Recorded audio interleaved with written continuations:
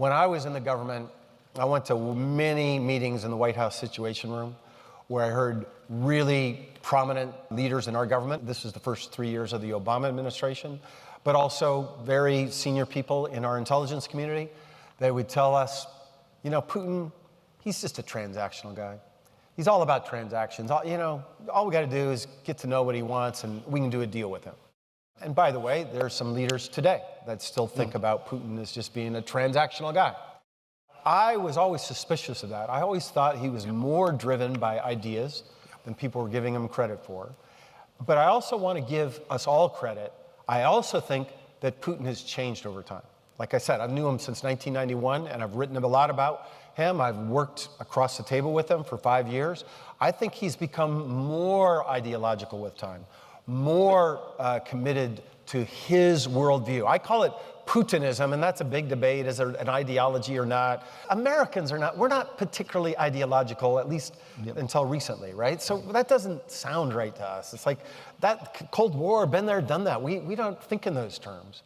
But I think you got to be motivated by something more than money to do something as barbaric as invade Ukraine, not once, but twice, or as the Ukrainians would say, he invaded in 2014 and then he launched his full-scale invasion in 2022. That's not about some transactional thing.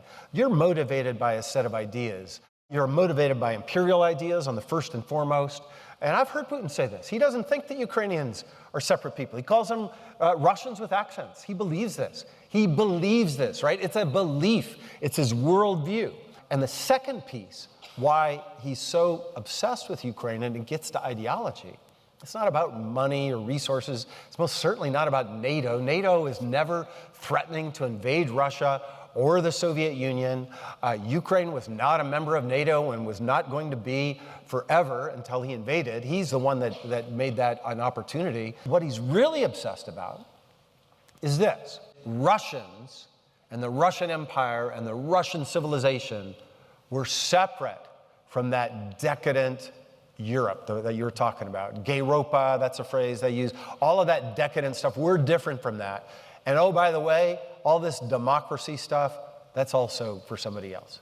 We need strong leaders, czars. You call Putin a czar, that's a compliment. That is not a derogatory term for him. That's what he says, because we're Slavic, and he's got this whole thing, because we're a big country, we need a strong hand and strong state and a leader. But if Ukrainians are just like Russians, and they're practicing democracy, which they are, that is the threat to Putin. And that is an ideological threat. That's not about NATO expansion, that's not about money. It's about the clash between autocrats versus democrats.